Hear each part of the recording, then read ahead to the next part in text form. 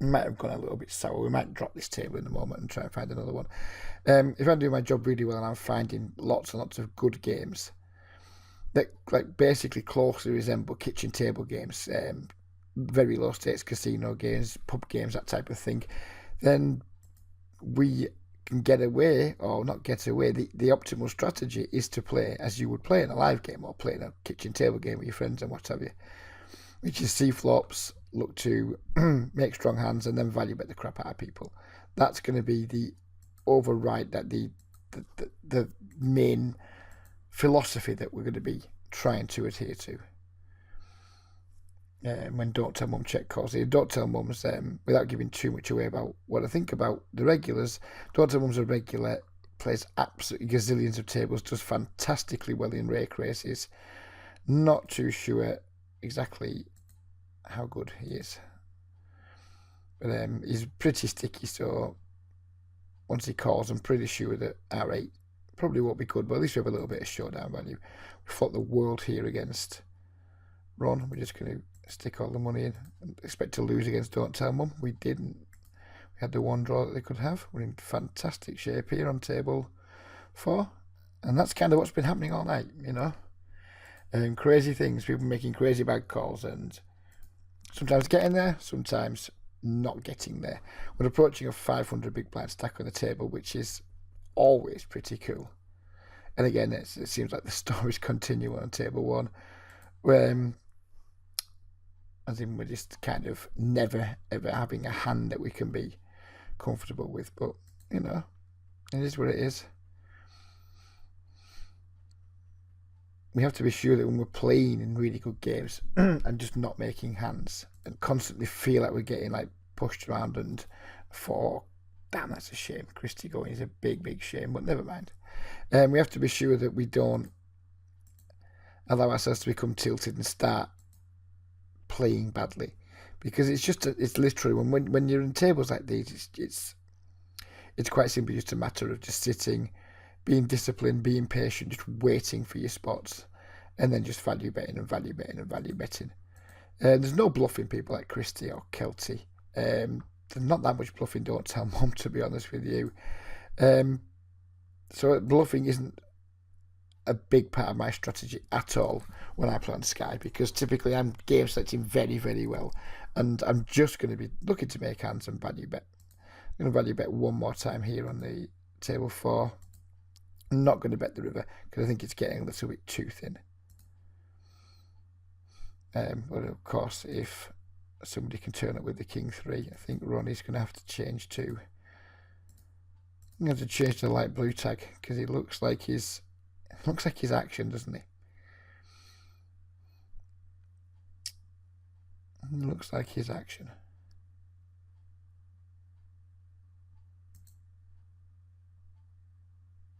And we have made that 500 big blind stack. Glorious. Absolutely glorious. And I bet I'm no more than maybe a 2 buy-ins up on the session. Maybe not even that, because like I say, it's been bonkers. Early on, I was let's just say my mental strength was tested early on. It was you say flopping sets and getting sucked out on. I was getting some really big juicy squeezes in with some like premium hands, and going multi-way and getting sucked out. It's been bonkers. It's been, I want to say fun, but I'm not sure it has been. It didn't feel like fun about an hour and a half ago. It felt like anything but fun. But the last hour, it's everything's gone my way. I really can't complain with how the last hour's gone. But before that, I was not in the mood for making a video. It's in my plans all night to make a video tonight. But an hour into the session, the last thing on my mind was, tell you what, let's make a poker video, because I felt pretty fucking steamed. Unfortunately, with me, feeling steamed doesn't necessarily mean that I'm going to play badly, and it didn't. I was genuinely like pretty knotted up inside, but the games were just so damn good that I just knew tilting and just spewing money off it'd been a massive waste of an opportunity. So we just had to knuckle down, belt ourselves in, and if it meant playing till like 5 or 6 in the morning, with really good tables and just, hoping to capitalise eventually. That's what I was prepared to do. I was still prepared to do that now. It's currently 25 to 2 in the morning. If these games continue running till 7 o'clock in the morning, I'll be continuing playing them till 7 o'clock in the morning. That's unquestionable. Because when we get good situations like this, when we get good tables like this, which it can happen a lot on Sky, but not as good as 4 tables that are really superb. It's just our job as semi-serious poker players to capitalise on it, to make the absolute most of it. This is a sort of night where if things fall right for us, we can have 10, with 15 buy-ins of profit by the end of the night in 4 or 5 hours. And that isn't even an exaggeration. It's just entirely possible. If the guys keep reloading, or when the fish bust, if they keep getting replaced by more fish, it's just entirely possible to easily have a 10 buy-in night. And, we need a couple of 10 buy-in nights in a month, and it's major month, hasn't it, really? So you've got to be around when they're going good. We're just going to pot it here against Krusty and not fold. If he calls, we're just going to shove pretty much any turn, I think. Given his stack size, given that he's going to have super wide range for calling us on that board texture.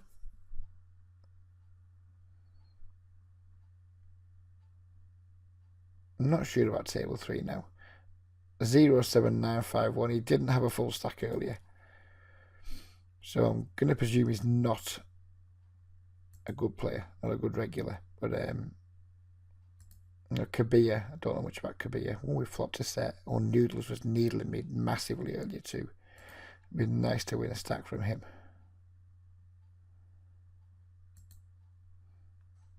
Nope. He's just one of these. I don't like calling players out. I really don't. I like to try and keep everything as friendly as possible. Those you guys who followed me on the videos a lot, or who know me through Skype groups or whatever, you know that generally I'm a very personable, amenable guy. But Noodles is one of those regulars that just gets right on my fucking bell end. He's there. He's just always needling regulars and what have you. When fish go bust, he belittles them. He's like fucking reload fish, fucking really getting stuck in like typical bad regulars do. That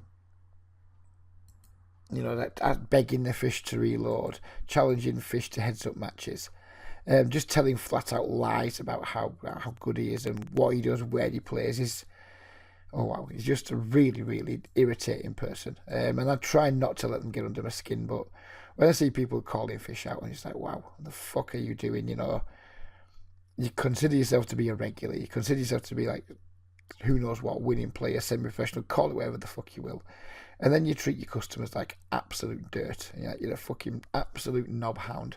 I'm sure Noodles won't watch my video, but I really do hope he finds this and listens to what I feel about him, because he's just really bad for the games. It's awful. When you see a player that's maybe, I think he was at this table earlier as a player, and he was splashing chips around. He maybe lost £140 around the table in maybe an hour, less than an hour.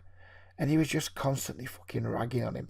I think he maybe sucked out a couple of times on Noodles for when he got down short. And Noodles was just fucking needling him. It was horrible. It was horrendous to see. So yeah. Much like calling people out, people like that, they're not good for the game, are they? They're really not good for the game. And they're intensely annoying to boot. What's the deal with numbers these days, by the way? I've seen that quite a few sites now. People just have screen names that are numbers. I don't really get it. Did Ronnie win that one? Nope. Unlucky Ronnie. Table 4. If Ronnie doesn't reload, we'll probably be leaving table 4, because we've got one player marked as green, but there's going to be at least 3 regulars, and probably Ronnie's going to get replaced by a 4th regular. While Ronnie's still here, we're still here, and I won't quit the table while Ronnie's just sat there with 0, because when regulars do that, I'm like, really? We're just going to quit tables the minute that a fish doesn't reload within 30 seconds. But he has reloaded, so hopefully we can get a piece of it. Oh, he's gone 16 to 20. And this is like the side of poker that doesn't make me feel very proud of myself. Of course, we're playing to win money. We're playing to, and I am a bum hunter. I have no qualms about admitting to that. But it doesn't feel like great when you're rooting for players who are clearly completely out of their depth. It doesn't make me feel good as a person to be like rooting for them to reload. But it's the nature of the business, of course. It's the nature of poker. The strong prey on the weak. It's kind of how it works. But when I catch myself thinking, please reload, it just, it doesn't make me feel too good about myself. But, it can't make me feel too bad because I'm still here doing it. I'm still here hoping that he does actually reload. So, Liam Boy's a pretty decent player. He's one of the better regulars. I think we can definitely value bet 1 street at least with our King Jack here once he checks. He could easily check call me with a slightly better hand. I think he's capable of having like King Queen in this spot for sure. I think he's also capable of having like pocket queens, pocket jacks, pocket tens, that type of thing.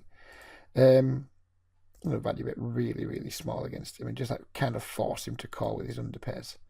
So he's got a 5 very often in this spot, so I'm not too worried about him having a straight.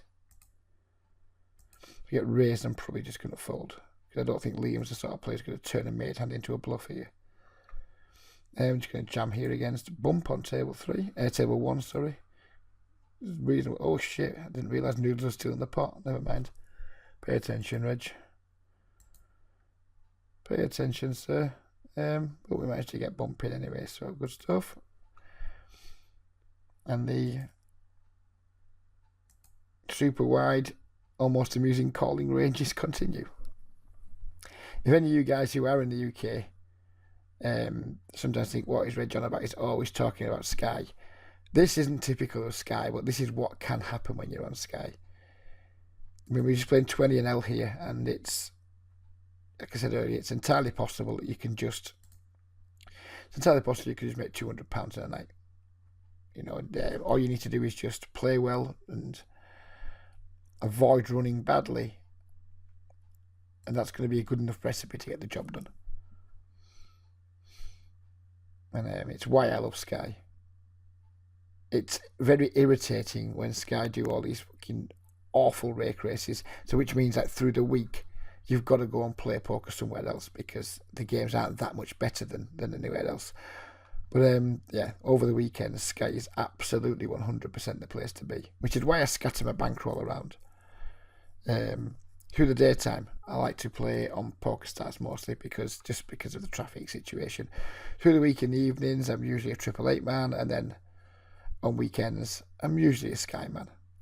And that's why I firmly recommend people don't just limit their opportunities by having all the bankroll on one site and just only ever playing the one game and playing it hail, rain or shine, whether it's good, bad or moderate, just playing the same game. And it's like, I'm a 25 and Zoom player or I'm a 10 and Zoom player, and that's it.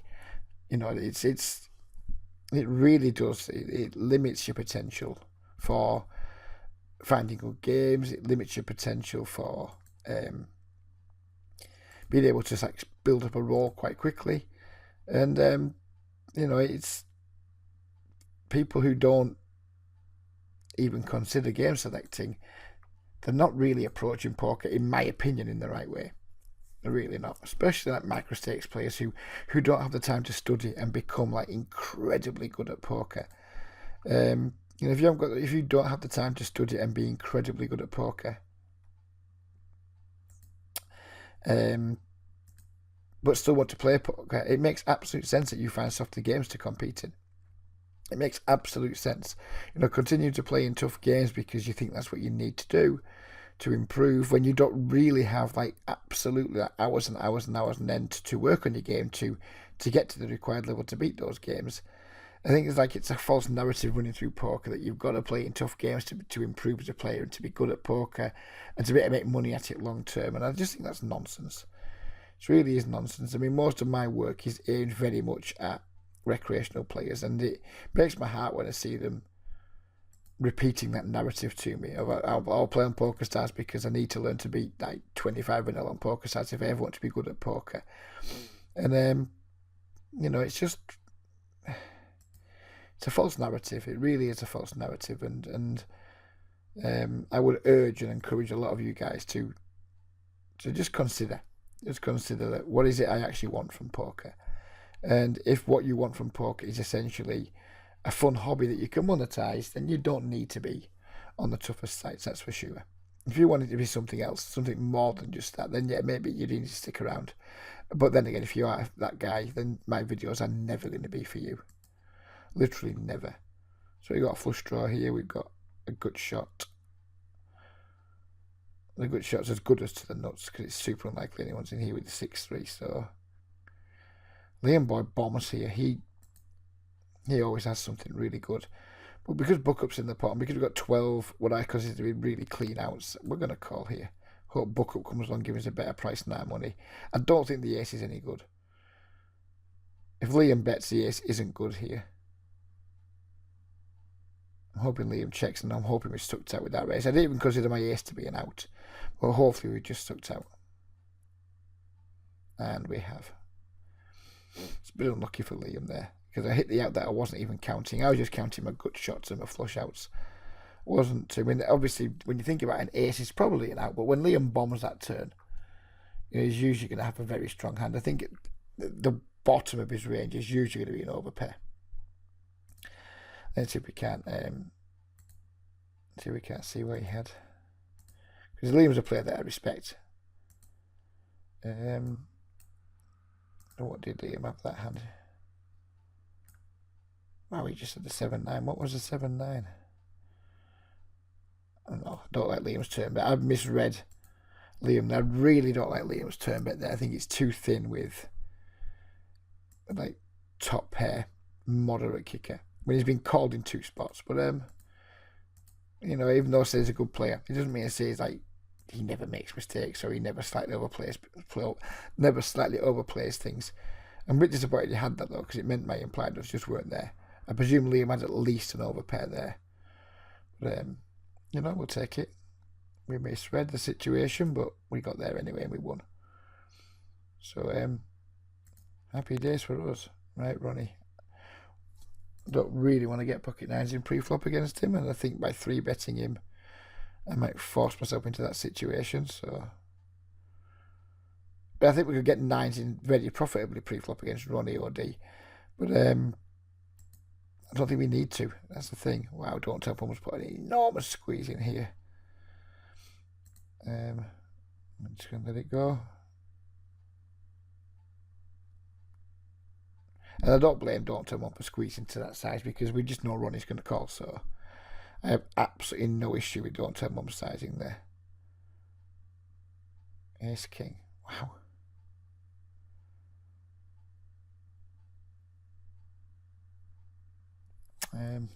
Yeah. Interesting. Not sure what to say about that. Not sure what to say. But that's kind of how the whole session's been going all night. It's just been... that wasn't particularly bonkers. I mean, Don't Tell Mum's entitled to think that he still has the best hand there. And if he doesn't, he's going to have a bunch of outs, because Ronnie's going to have like pretty much any 2 cards. So I've no issue with how Don't Tell Mum played it. Ronnie's kind of unlucky because he's, as far as he's concerned, he's flopped a really strong hand there with a gut shot and like fucking lots of high cards and shit going on. Yeah, it's pretty interesting stuff. We have the aces up on table 2, which is always super exciting. It's been quite passive, this table 2, though, hasn't it? There's not been like too much crazy stuff happening, so not mega hopeful of being able to build a huge pot.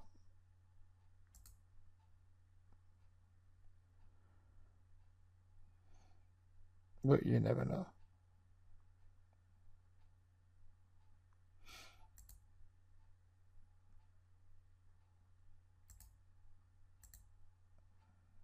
Come on, Buck-up, come along. Nope.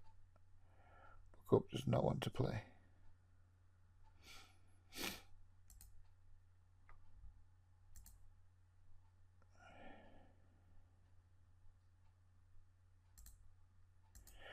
keep potting it against Krusty.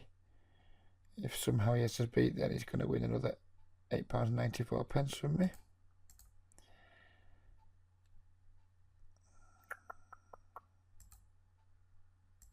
We're not folding here against Krusty. Even if he raises, I feel a little bit like, really. But we're clearly not going to fold.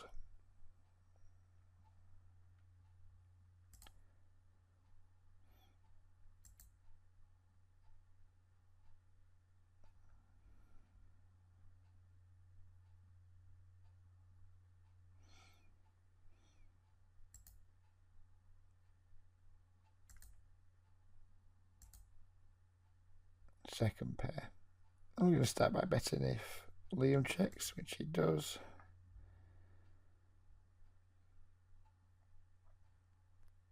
Can't think of many turns I'm not going to continue betting on if Buck Up calls. Buck Up raises though. I'm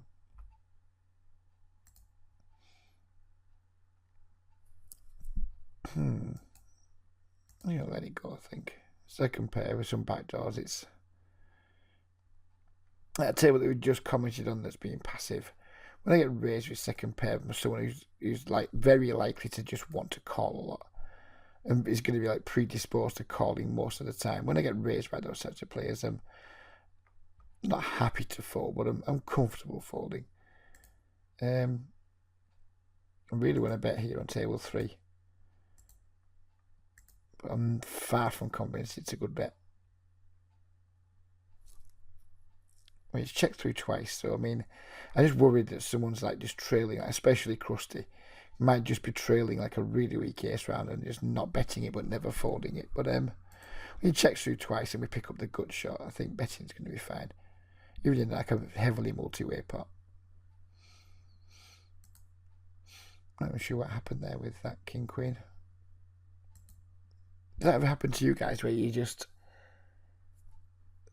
get in the middle of a hand and you're like, what the fuck's happened here? You don't even know what's happened. You've just like lost track of the action. It doesn't happen to me very often when I'm just playing, but when I'm making videos, sometimes I'm like, what the fuck? How am I in this position here? How am I in this position like in a weirdly sized pot with King Queen or suit? I just don't remember. In fact, off screen, I'm just going to check because I want to know how I got in that spot. It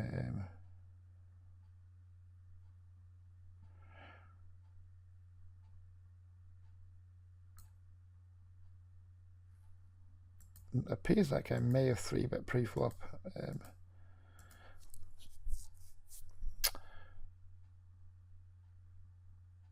Oh no, sorry. I didn't 3-bet. I isolated some limpers. So we have the nuts here with the redraw. So we're going to hopefully get lots of money in and be free rolling against Buck Up. I guess we're just going to chop now. Flopped a set. It's always nice to flop a set, isn't it? That board's super wet. We're going to start raising. We're just going to jam against Buck Up and expect to chop it a lot, but whatever. Prepared to call it off against Ronnie OD for his 10 quid if he just jams on me like looks like he's been doing. And we get it in. Doing okay. And we lose. Which is unfortunate, but what can we do?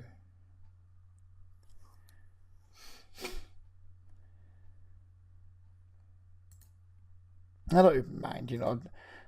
Obviously, we're here to relieve Ronnie of his money, but at the same time, I don't mind seeing them win sometimes. Because you know, I want these guys to be having fun. Of course, I want to win money from them. I want them to lose the money to me, but I want them to have fun doing it. I don't just want them to get absolutely fucking utterly crushed. I mean, Ronnie's probably put over 100 quid on this table. And I want Ronnie to have some fun for his money. I mean, obviously, I'd love to stack him every single hand. I'm not going to pretend that I'm some sort of saint because I'm not. But at the same time, you know, I don't think it's healthy to just want to see people get absolutely fucking crushed and get no value for their money, because that's where people stop depositing eventually. So even though we've lost a £10 pot to Ronnie, I don't feel like 1 ounce of pain through it. It's just like whatever.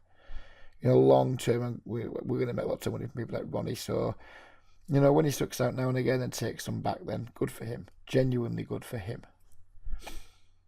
And I say that without any sort of like insincerity. It's completely sincere.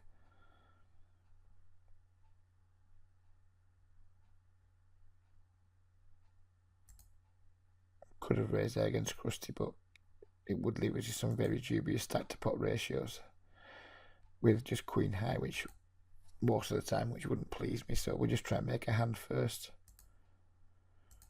We don't make one, so we'll just pitch it, no problem. Flop top pair table 1, start leading out, see what happens.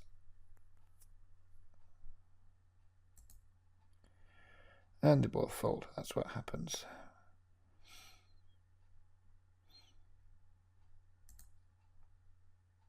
Because Ronnie's in the blind here, we're going to make a really exploitable open size. I mean, these guys are going to know that I've got a strong hand. I don't care what Don't Tell Mum thinks of my range right now, though. I'm not interested in getting in a pot with Don't Tell Mum. Not interested in getting in a pot with Liam. Interested in getting in a pot with Ronnie. And we're just, again, this is the hand I'm prepared to play for like 150 blinds with against Ronnie. Oh, wow, that flop is utterly disgusting. And that way you just there's no way I'm putting anyone in this pot. Because it's just too likely Ronnie has. Well, not too likely, but if he bets, I mean, we might have to call it a bit, given how the hand's played out. Good stuff. Take that. We'll take that.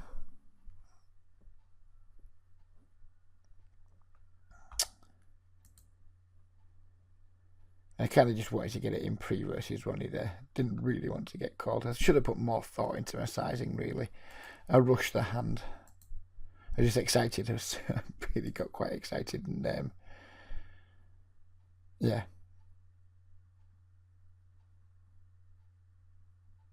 Never mind though.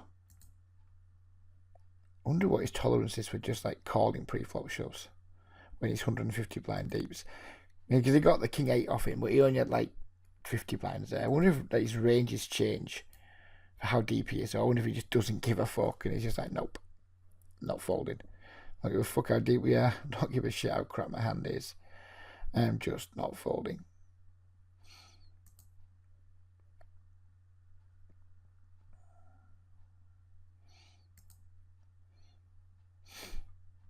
I think we'll keep this video going for as long as it's interesting, actually. I don't really care. If it ends up being like an hour and a half video, fuck it, we'll just make an hour and a half video.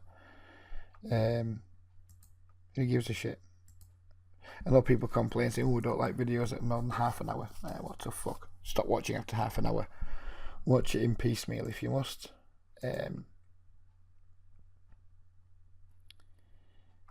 Yeah. We're just going to keep playing for a while. Just going to keep playing. We're going to keep talking. I might have to pause and go and get a drink at some point, or quickly like sit out for 5 minutes and go and get some food, because at some point I will get hungry.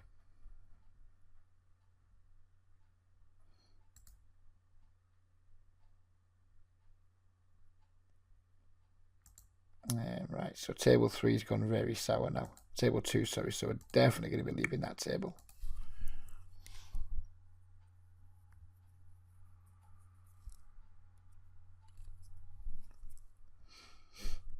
One thing you will not catch me doing is just duking out versus the regulars. Not really in my playbook. We have to call Liam here. Deep, yeah, but still slightly ahead of his 3-betting range. And we're going to flop top set. Sorry, middle set. All of those things are pleasing.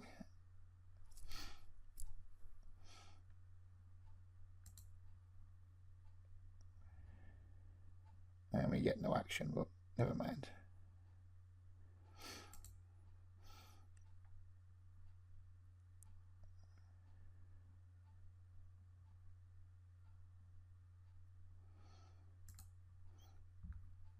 How are we doing for tables? Not too many in the lobby right now. That's the problem at this time of night. There's only like 500 people still seated on the Sky. So we might just have to end up 3 table in here, guys. I'll see if I can't find a 13L table, maybe. But we might just end up 3 tabling for a short while.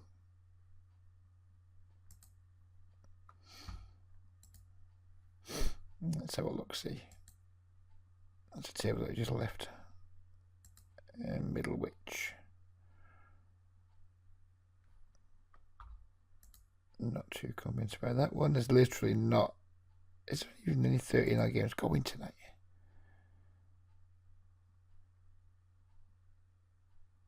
There literally isn't a single 13L game running on Sky. No wonder I couldn't find any. There literally is not one game of 13L running.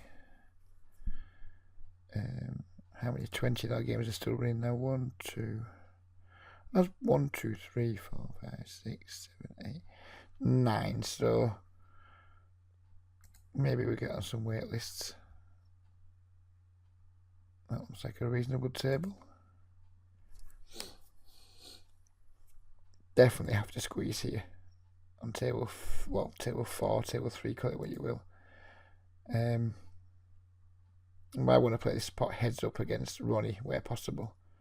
We obviously flop really well. Don't expect Ronnie to have too much of a piece of this, but we're going to bomb it just in case he does.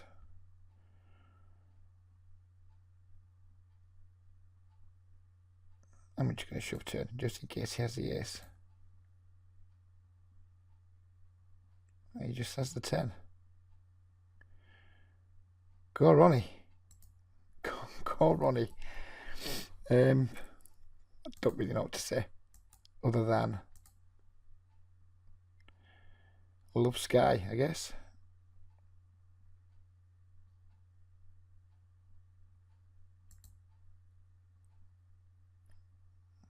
I've got that horrible feeling again. I was like sat rooting for Ronnie to somehow pull up another 20.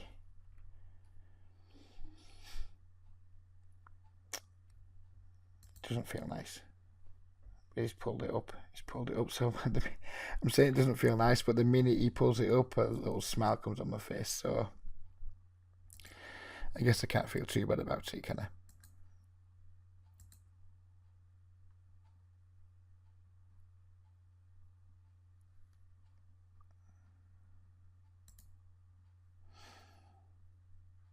Come on, Ronnie, take some from Liam. No offense to you, Liam, if you're watching. I mean, absolutely no offense to you whatsoever. You seem like a really good guy. But I'm rooting for Ronnie to double through every single one of you guys at this table. If I'm in a pot with Ronnie, I'm rooting for me. Every time Ronnie's in a pot with somebody else, I am Ronnie's biggest fan. I've got a half and half scarf on. I've got a Reggie time and a Ronnie scarf. That's what I'm doing. I'm waving that scarf hard for you, Ron. I'm rooting for you, kiddo. Me and you against the world, Ronnie.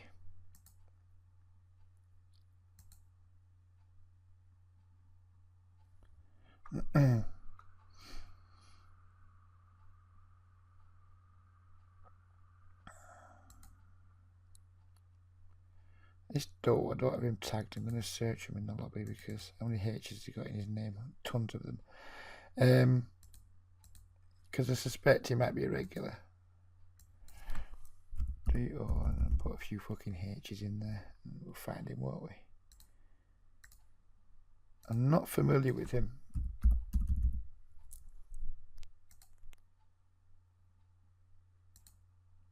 He's playing 4 tables. So we're going to tentatively just mark him as a regular. And then see if we can notice anything about him, as in, is he going to be a good regular or a bad regular or what have you. Just raising the king jack here to try and isolate Ronnie, of course. Flop top pair. And we're just going to keep betting until we can't bet anymore. I want to squeeze here. Yes, I think I do. Don't tell Mum maybe doesn't fall to as many 3 bets as some other regulars might, shall we say. So the actual act of getting the squeeze through and isolating Scott is less likely to happen when you're in a pot with Don't Tell Mum. But I still think we need to do it with a hand as strong as Jacks. But yeah, Don't Tell Mum, from what I've noticed, And we don't have stats on Sky, but from what I've noticed, he's not that into finding the folds with when the 3 bets go in.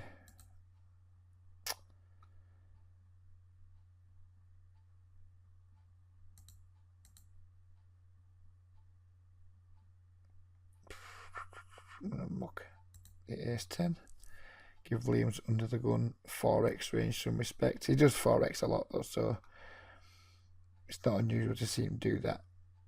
I think when he bets that size and then checks the turn, I don't think he's got an ace.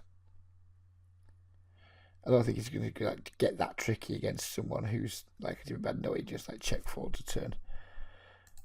I think if he's just doing that against Krusty, it's fine. If he's doing that against Krusty and other players, I think he's making a mistake, because it seems like a pretty exploitable thing to do to me. No, I'll just check back with my deuce. No, not call. Now we're just going to fold it. Right, that waitlist hasn't come up for us yet, has it? Really want that 4th table up.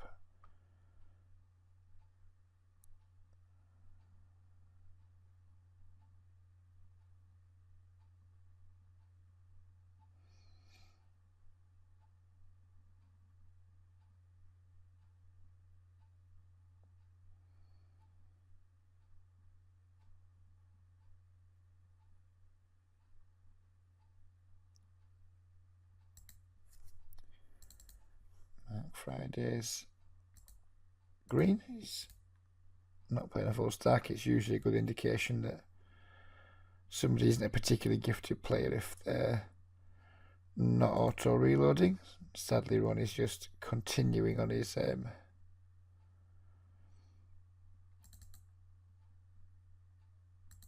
mission to make the week of every 20 now Sky regular.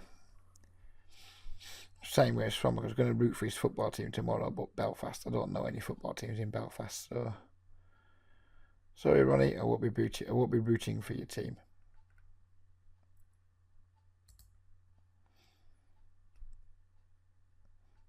The players just start without 100 big blinds. I'm not saying these players are going to be terrible, but what I am saying is I'm contending that they're almost certainly not going to be skilled regulars. So we tag them as green and then see where we go from there. Some of them go into the blue category like Ronnie does. Others just stay green, and occasionally people will turn orange. And orange is bad reg, but very rarely will Salkoi turn into a red. Most of the time it'll just stay green.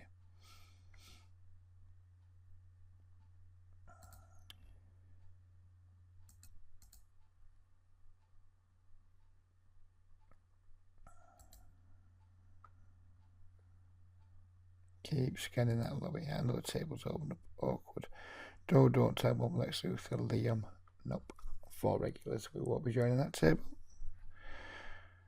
I don't mind joining tables with 3 regulars, 2 fish, but 4 regulars and 1 unknown. No. The reason for playing on Sky is to play with multiple fish at the same table. If I'm just going to have a situation where it's all regulars, 1 fish, unless it's with Ronnie with where we've got the Jesus seat, then I'd usually not be interested in playing. Sadly, Ronnie has now quit, so this table should break very quickly now. I mean, I do often see Sky regulars just continuing to battle it out against each other. I'm like, what are you doing, guys? You're just basically just all losing to the rake when you do that. There isn't much between any of these players. I would probably say Liam's probably the best. Lex Luthor, I don't know much about him. He's kind of mixing 10 and 20, so I wouldn't expect him to be the strongest reg at the table. Though I don't know much about him. But yeah, there's no edge to be gained at this table for any of us now, so for me it's just going to be goodbye. And although I said I might end up making a really long video, what I'm not going to end up doing is 2-tabling and recording, because it'll just be incredibly dull. So let's see if any other tables we can jump straight on. So that table's going to go for now. I'm going to try and get on some of the tables quickly, but it does look like the whole lobby's starting to die, unfortunately. So I'm going to carry on playing, but I think we're going to end the video because it'll be quite dull with just 2 tables. So I hope you guys have enjoyed seeing what Sky can be like on a Friday night. We've captured a good, hopefully very entertaining 45 minutes of content there. And yeah, I hope not to see many of you guys at the Sky tables soon, because that'll probably mean that the games are getting a bit tougher. But yeah, I hope you enjoyed the video. If you have any questions or any comments, please leave them in the various places where I post the video. And yeah, I respond to pretty much all feedback I get. I don't respond to feedback that's like excessively negative or just people going out of their way to be an ass. But if you make any constructive criticism or you have any comments or questions, I do try to respond to as much of it as I possibly can. So yeah, please do give me your feedback. I always enjoy seeing it. We'll leave you for now. Hope you have a great weekend and take care. Bye bye for now.